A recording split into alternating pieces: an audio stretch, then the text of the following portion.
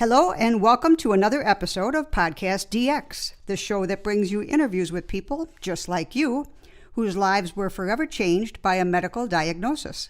I'm Lita. I'm Ron. Jean Marie is not joining us today. She has a migraine, which we have covered on previous episodes, and collectively we are the hosts of PodcastDX. On today's show, we're going to discuss an often misunderstood chronic disease, narcolepsy. Our guest, Jennifer, is a 48-year-old married mother of two daughters in college. Jennifer was diagnosed in her early 30s with narcolepsy and had to leave her career in 2008 as a college professor. She considers herself an advocate for patients with narcolepsy and other sleep disorders and is joining us today from York, Pennsylvania. Hello, Jennifer. Hi, Jennifer. Hi. What exactly is narcolepsy? I've never actually heard of it. Oh, goodness. Well, I didn't either until I had it. Narcolepsy is a sleep disorder. And what happens is individuals have excessive daytime sleep or a constant urge that makes them want to sleep because their sleep is fragmented at night. And it really makes more sense to call it a wakefulness disorder, meaning that people with narcolepsy don't go through the usual cycles of sleep and are left in this almost constant state of sleep deprivation when we are awake.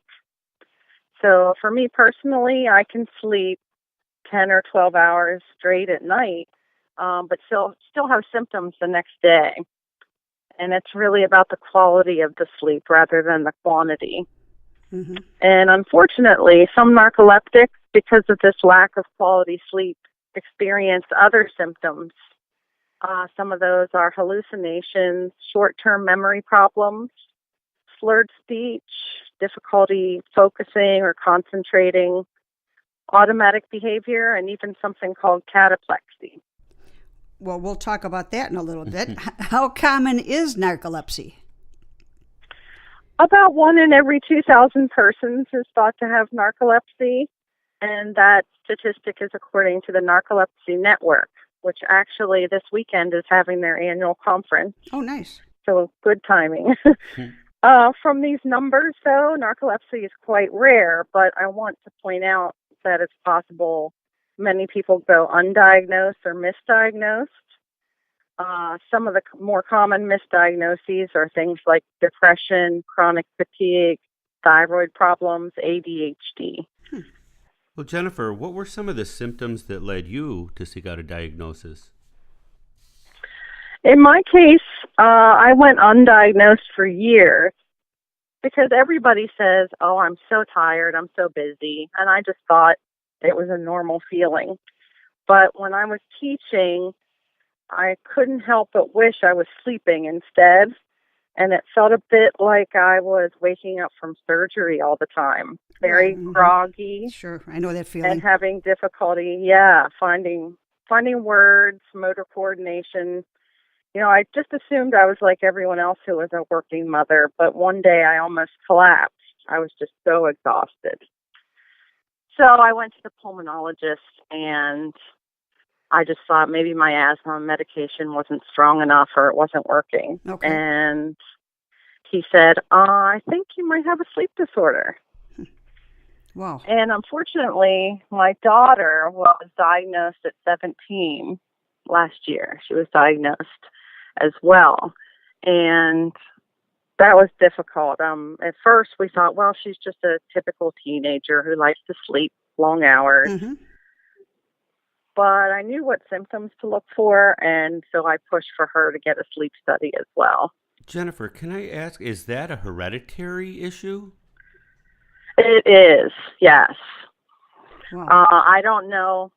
I think we have a statistic here that's 1 in 20 people will have, people that have narcolepsy. 1 in 20 might have a genetic history there, okay, and also get narcolepsy. Okay. And I've never heard of most of the symptoms that you listed earlier. It must be really one of those out of the network type of problems, huh? I mean, I just never heard of it. Yes, and it's not like it is on TV or in the movies or on the internet. There's fainting goats now. It's not like that. I've heard of those. Fainting goats, yeah. Yeah, you have yoga with goats and fainting goats. I don't know why goats get involved with everything nowadays, but yeah, I've heard of it. Right. Fainting, Goat yoga, yes. the whole thing. Ron's giving me a look like, what? I wish I could have. I wish I could put his face on the radio. I have no words for what you just said. But go ahead. Tell us about these symptoms. Yeah, it's very difficult to deal with. Some of us have had to go on disability because we couldn't function well in the workplace. So that's severe. Yeah, cataplexy is really one symptom that's especially challenging. I do not have that. It's involved in a particular type of narcolepsy, but it involves a sudden loss of muscle control when someone is surprised, excited, angry, laughing. When you say muscle control, are you talking about like all muscles or?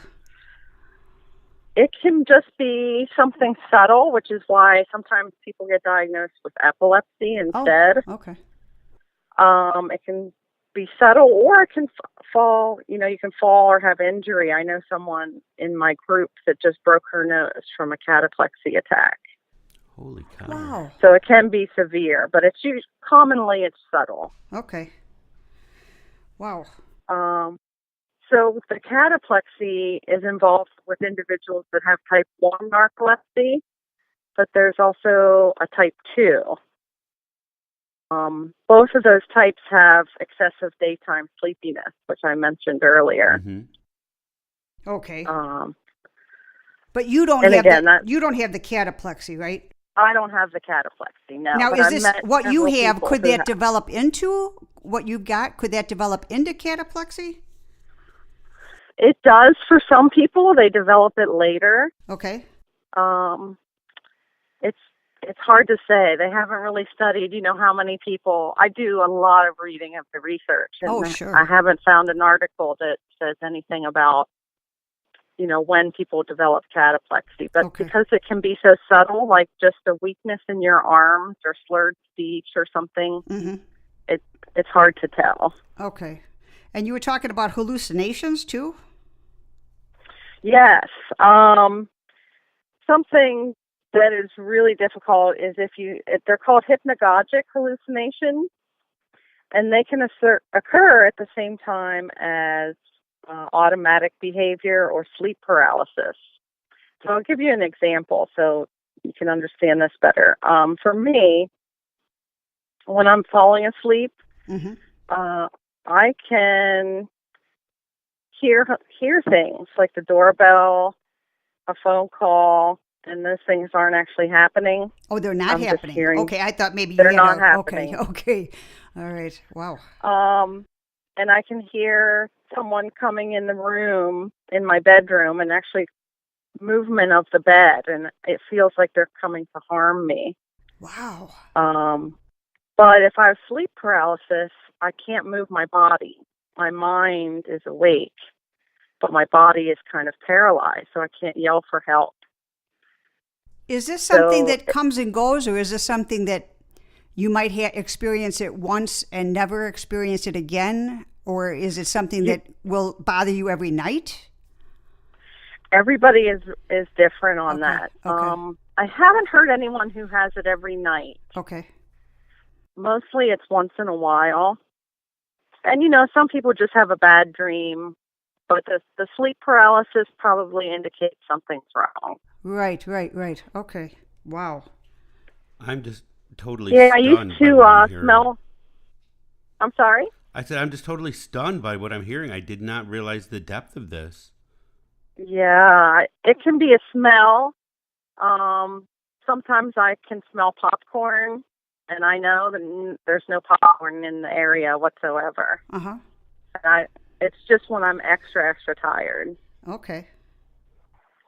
So surprisingly, another symptom that many of us have is insomnia. You would think that, we're sleepy all the time, so we sleep. But it's really a puzzle, especially for the researchers, because one night it can be 16 hours of sleep straight, and the next night can be insomnia. Oh, wow. Well, of course, when you say 16 hours of sleep straight, if it's not good quality sleep, then you really shouldn't It even doesn't count really it. matter. Right, Yeah. right. I mean, I would call that insomnia as well. Yep. I recall you mentioning that your daughter was just diagnosed, and I guess a lot of people are diagnosed or start when they're in their teens. When did you find out, or when did you start first noticing your symptoms? Most people do find out in their teen years. And of course, decades ago, we didn't have any tests, and we didn't even know. We knew it existed, but it wasn't commonplace. It wasn't podcasts like this that bring awareness. Sure. So my mom always told me that when I was 10, I had mono. Okay. And she said, after that, I became a different kid. I never really recovered, was her thought. So, I really pushed myself through school. I was a high achiever, but during that time, people would call me lazy or unmotivated. Mm-hmm. And then finally, my story as teaching and as a professor, finally I was diagnosed, and I was so relieved because I didn't have any interest in things like cooking, cleaning, showering. It was all just this huge, monumental task to me. I'm thinking that from what you're saying, don't you think that the awareness should be brought to the teen age group then? Absolutely. Or to parents of teens. So any of our parents that are listening, maybe your child is not lazy. Maybe your child has narcolepsy. I mean, something serious to consider. I mean, absolutely. I totally agree. Right. I mean, this could be really like a game changer? Yeah. I mean, you hear about bullying and everything. Well, this is a type of bullying. I mean, not that parents want to bully their kids, but if a parent is constantly after a kid to do something and saying, you're so lazy, you're this, you're that. I mean, it's not like they're trying to bully them. They're trying to encourage them to do something, but maybe it's a physical thing. Maybe it's something that needs to be checked out. So parents, look into this. Thank you. That was my 2 cents. I got on my soapbox and now I got back off. Okay, continue. Well, it's interesting you say that, because as far as I know, people that go through are in pediatric medicine don't really receive training in this when they're in the medical field. That's a shame. It's really only the sleep specialists, and sometimes the sleep specialists only get, 1 day, a 3-hour lesson on narcolepsy. That is a shame. And it's just not enough. Mm-hmm. Yeah. So you're right. I'm sure there's people that aren't diagnosed that have it. Do the doctors know what causes narcolepsy? So it's thought to be a neurological disorder. So the brain is not regulating the sleep and awake cycles properly, but really the cause is unknown. Like I said before, there's a genetic link that they found. 1 in 20 people have a chance of also contracting the disorder if they have a parent with narcolepsy. Mm-hmm.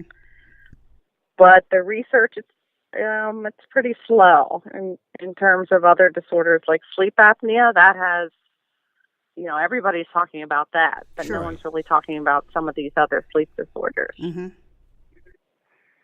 I should mention that there can be narcolepsy that's not genetic. It's caused by maybe a traumatic brain injury, mm-hmm. and they call that secondary narcolepsy, not primary. Okay.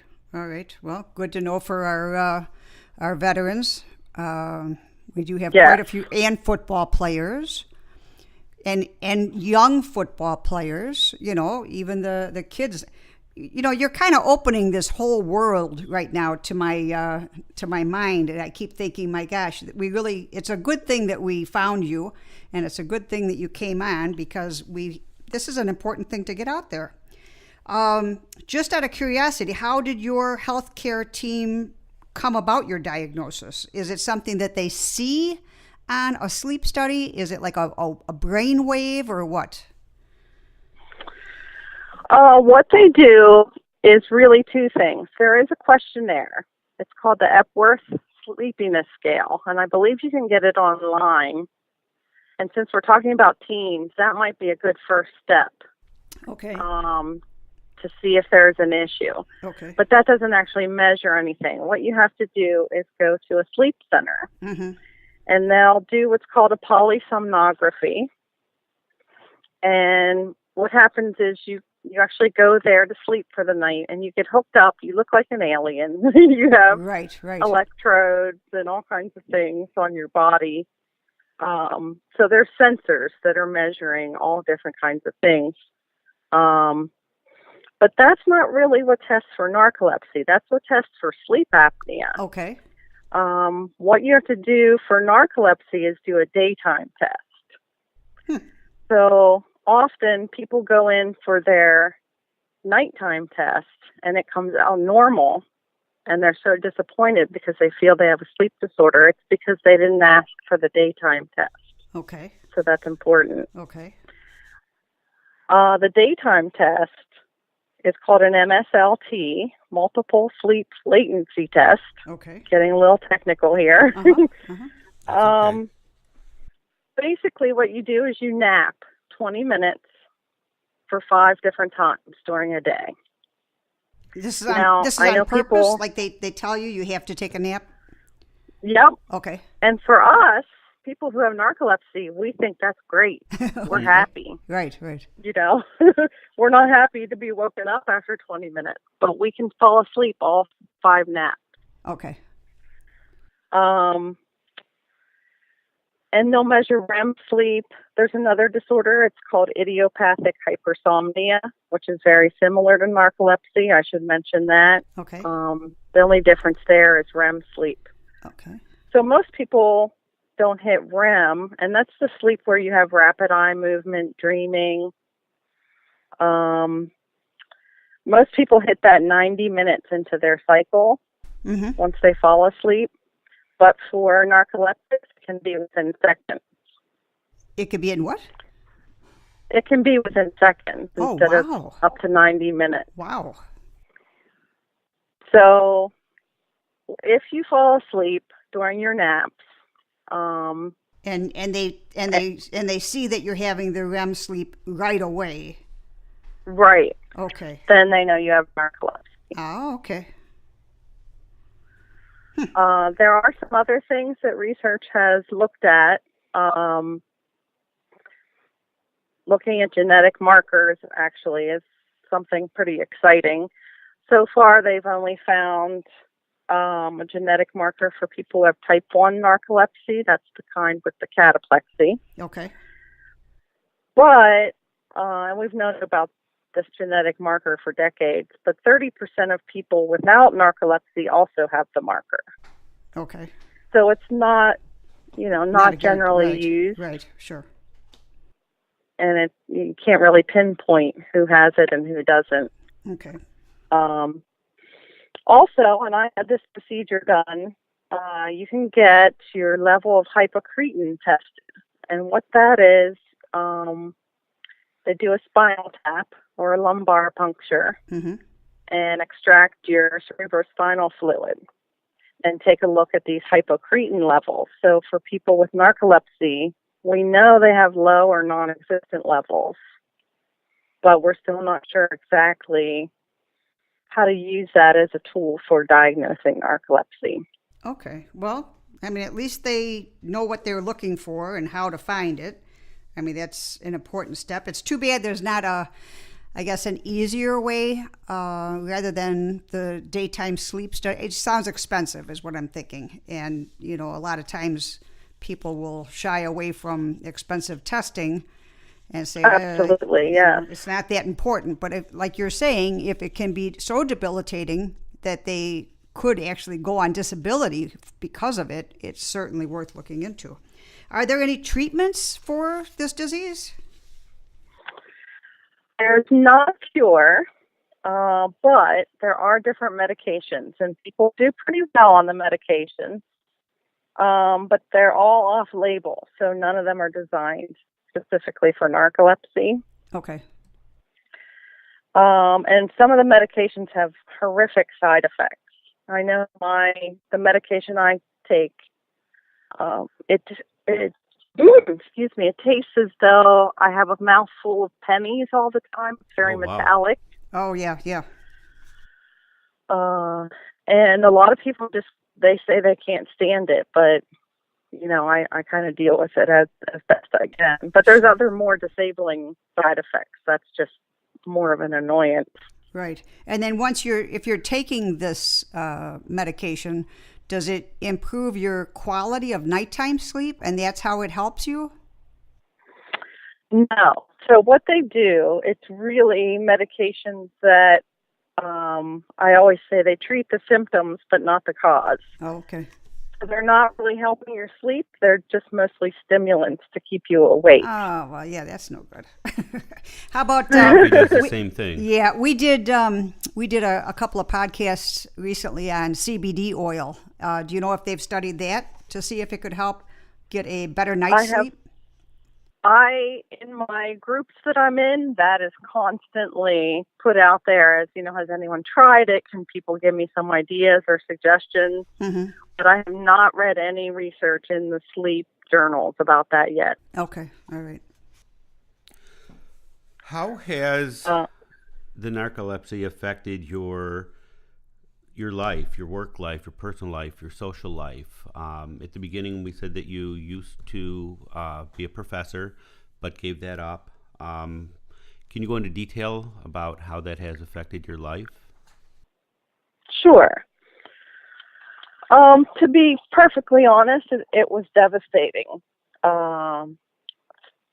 I haven't worked. It's been 10 years now. Mm. And even last night, I still had a dream that I was, of course, when I was teaching, we had chalkboards and whiteboards. There wasn't a whole lot of PowerPoint. Okay. So I dream that I'm still writing my formulas on the board and things like that. Wow. And I really, miss that connection with my colleagues and more so with the students even. Sure. Mm-hmm. As a mom, I did miss out on my kids' activities. I tried as best I could to make them, but there were several times, I just couldn't. I'm lucky that I have a supportive spouse and mother, and they do the things like the cooking and the cleaning and, running the kids around to their events. Something that people forget is that it's financially difficult. Even if it's not severe, you're still paying for the co-pays and the and the difference between your income and disability pay. I mean, that's got to be tremendous. That's been terrible. I mean, sure. That's something that really affects you when you are receiving 30% of what you used to receive. Right. Mm-hmm. Mm-hmm. It changes your life. But I should just want to point out my case is pretty severe. I don't know the percentage of people on disability, though I have met at least 5. We go on something called a snooze cruise. Yeah, I looked that up. That's very interesting. Yes, I saw that. Yeah, so there's a group of people with sleep disorders that go on a cruise together. And it's kind of for support and also just a little bit of fun. We need a little bit of fun. There's nothing wrong with that. Right, Ron and I are recreational therapists, so we completely approve of your snooze cruise. And we would like to be on one of them. Yes. To monitor, of course. Yes, of course, right. We'll join you.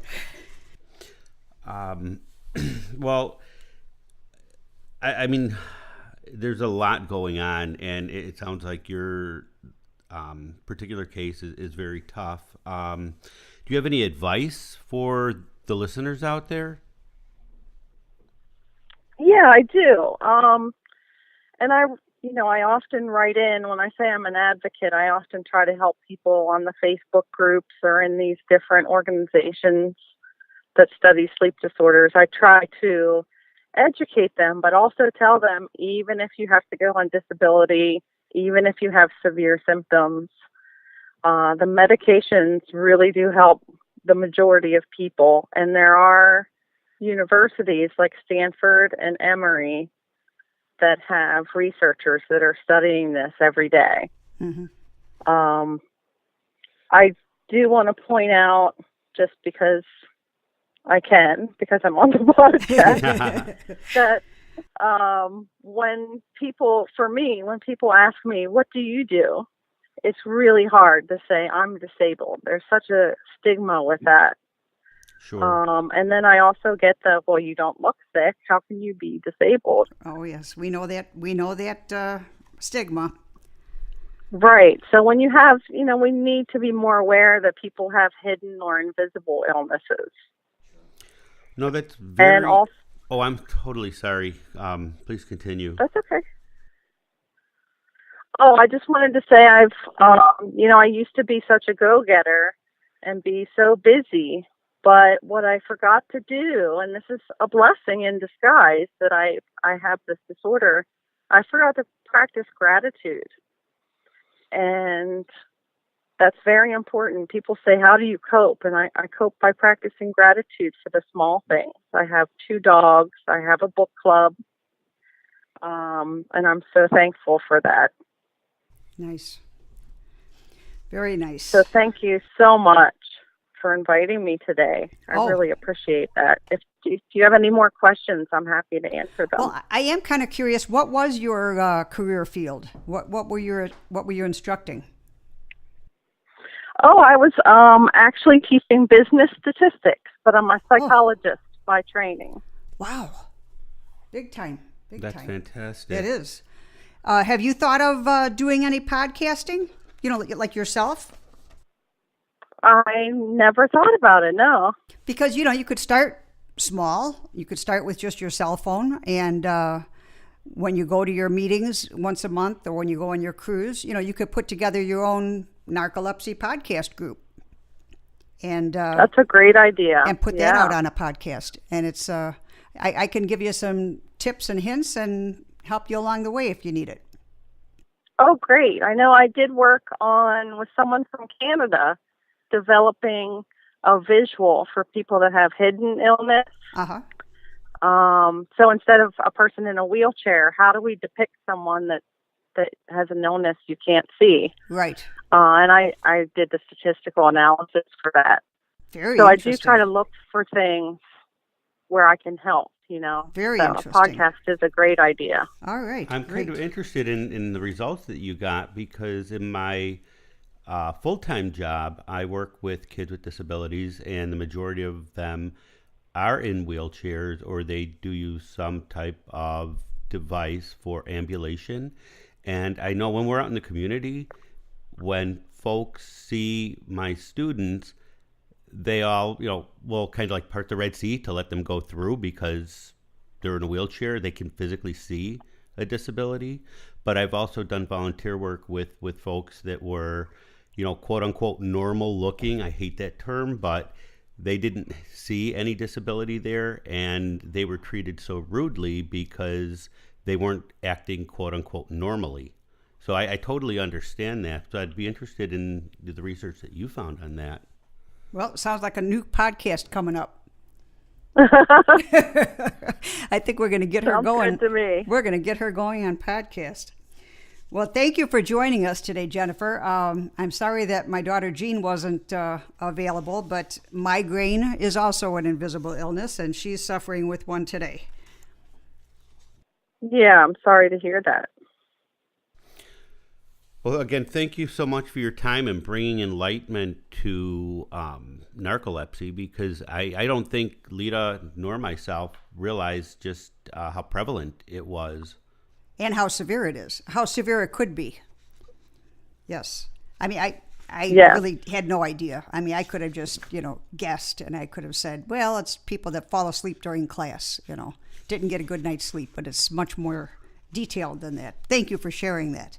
And if our listeners have any questions or comments related to today's show, they can contact us at PodcastDX@yahoo.com, through our website, PodcastDX.com, on Facebook, Twitter, Pinterest, or Instagram. And if you have a moment to spare, please please give us a 5-star review wherever you get your podcast. As always, please keep in mind that this podcast is not intended to be a substitute for professional medical advice, diagnosis, or treatment.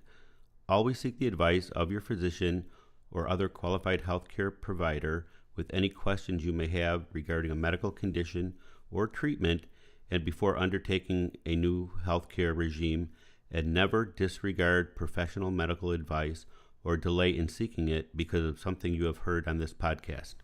Till next week.